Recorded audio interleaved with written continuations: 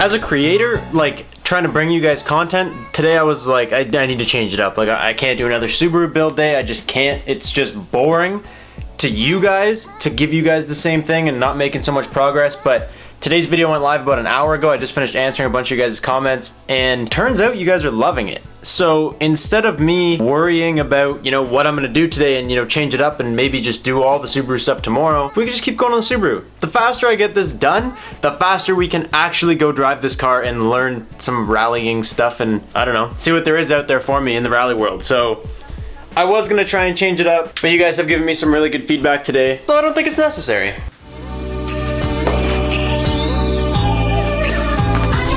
Something I've learned to appreciate since moving to Vancouver where it rains all the time is just a bright ass blue sky.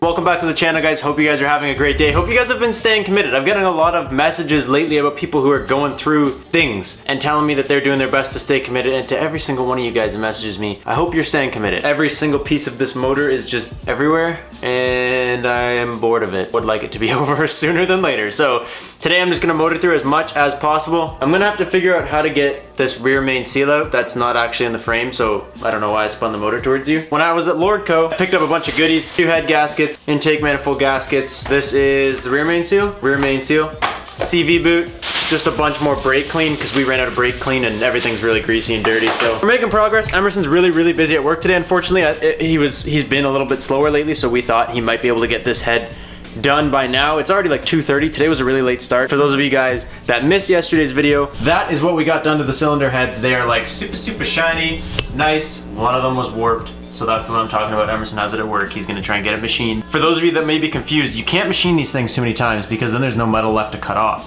So the reason we're worried is because if it can't be machined, then what? But we're not gonna think about that for now. We're just gonna keep on going. I'm basically just gonna make sure that this seal is the same. There you go. See you later. I don't know. It looks like it's the right size.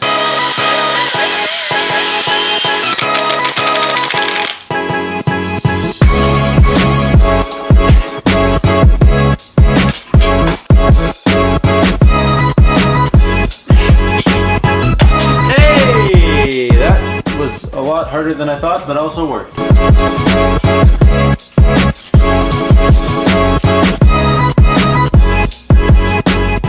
Moved it over here, so I stopped filming it, but I got all the gasket maker on the outside, put it on. Basically, you're not supposed to fill it with fluids or something for like 24 hours, but that's fine because we won't be putting oil in this for a little while. So this, like I said, this is like super high temp gasket maker. So hopefully it does a better job than whatever was on there before, because whatever was on there before was absolute trash.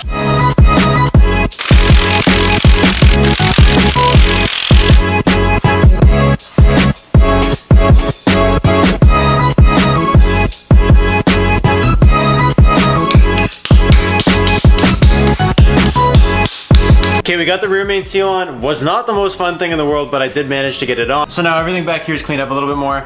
The seal's on.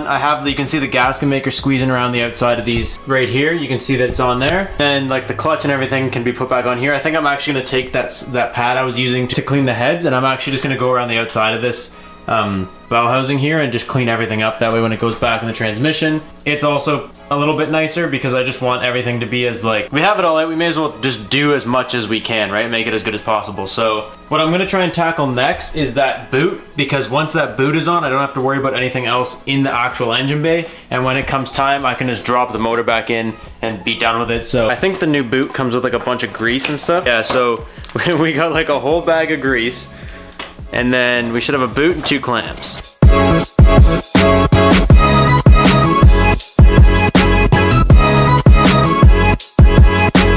Taking the boot off was like the easiest thing ever, and I totally thought putting it on would be like just as easy, but it's because it's so greasy that it's so hard. So like, you have to put that whole thing of grease into that cup, and then I accidentally just got grease everywhere. So like me trying to get the boot over this thing was impossible because it was covered in grease. And then like trying to do these clamps, I had to like take them back off and like dry everything back up and put them back on because there was just grease everywhere. The new boot is on, so we will not be spraying grease all the way up in here anymore. All I gotta do now is just put those bolts back up.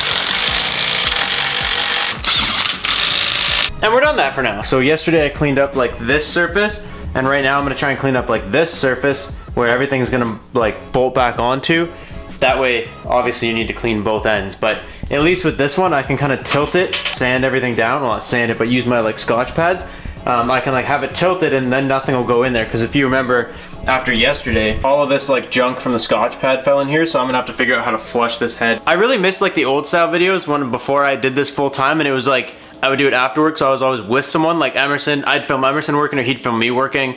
And like, it kind of sucks, but I found, as soon as Vlogmas started, I found like this new style I like, where sure it's tripoded, but you guys have been seeming to love it. It just fits like the whole Vlogmas like higher quality kind of thing. So I'm glad you guys are like still stoked about it. I can't wait till one day when I can afford to also like employ my friends and like we can all work together. I'm just stoked that you guys still love me, so.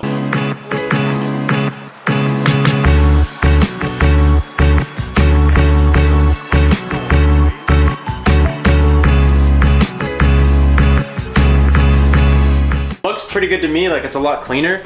So what I'm gonna try and do tonight is just get as much put back together as possible. Courtney just got home and she just brought home some Loctite, which I was like waiting for. That's why I didn't put any of this back together right after I did it, because I didn't have Loctite, and some of those bolts require Loctite and I didn't want to just do without. She's also home right now, which is why I got the, what do you call it when someone, yeah, you guys know, it's just the more organic-y feel. I'm gonna do the same thing on the other side, and then I'm gonna take out a head gasket. I'm gonna put this up. I don't have like a internal torque wrench, like one that'll do like 20 foot-pounds or whatever these get torqued to. Mine's just like for wheels, it's like 50 to 250. By the time we get this head back from the machine shop or whatever Emerson decides is like gonna end up happening to it, I'll go out and pick up a torque wrench that can do just like the 20 foot-pounds and stuff, and I'll torque all this down. I'll torque down anything on the back that needs to be torqued to spec. I cleaned up all these surfaces and I sprayed like brake clean all in there. I flushed out all like these little things that fall off of the Scotch pads when I'm like rubbing it. And I did the same thing for the head too. I just like flushed it all out with brake clean and everything, made sure that all of that, it was all cleaned out so that when we put it in, none of the stuff like runs into the motor anywhere. Should probably brake clean this flywheel before I put it back in.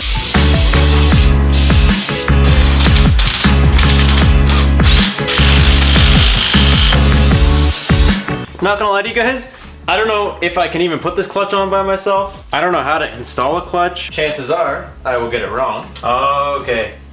So Emerson was saying like, oh, you know, it'd be easier with a clutch alignment tool, which we obviously don't have. But I get it. It's because the clutch has to be able to be dead center.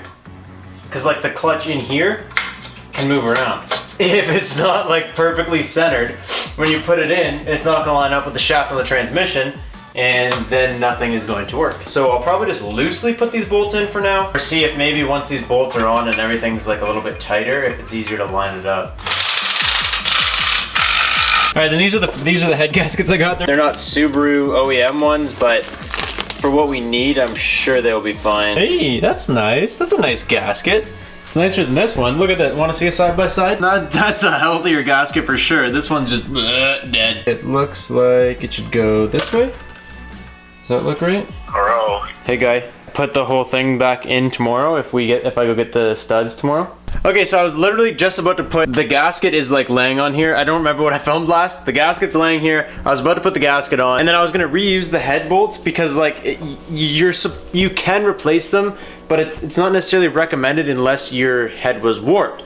And Emerson just called me and said that we were measuring it. Basically what happened was the amount that it is off is like such a decimal away from the tolerance that because we have a 3-layer gasket, it should be all right, which is awesome. Saves us some money. We can get it back tomorrow and get this whole thing done. So that was awesome news. What he said though is because it was warped in the center, you guys remember the head that Emerson has was warped in the center a little bit. He said it should even itself out when you put everything down, but get new studs, because even though it's okay to maybe not reuse them, whatever, he's like, you need new studs, because if these ones in the center were pulled at all, at even just like the slightest amount, it won't seal the gap that has been created. And even though it's only 0.1 decimal, whatever we used to calculate it, even though it's only like 0.1 bigger than what we were supposed to do, he said it could still happen right away if you don't put in the new head bolts. So I'm gonna call right now, order some new head bolts. But unfortunately, that kind of squealed today's video to a halt.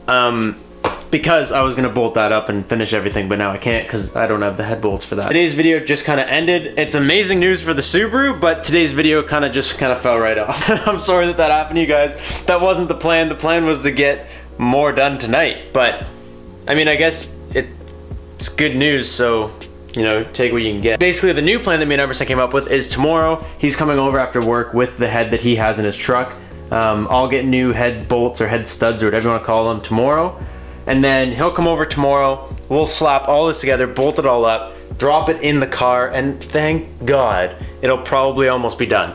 I don't expect us to get it running tomorrow, but tomorrow the motor will be here. We can get rid of this hoist. I can have my garage back, and then I'll probably just take a couple more hours the next day to just bolt everything back up and put everything back together the way it was. I'm not even gonna take this one inside tonight. I'm just gonna end it right here. Thank you guys so much for watching. I hope you guys are stoked about the good news for the Subaru. I'll catch you guys tomorrow. Thank you guys so much for watching. I hope you guys are enjoying Vlogmas. Peace out and stay committed.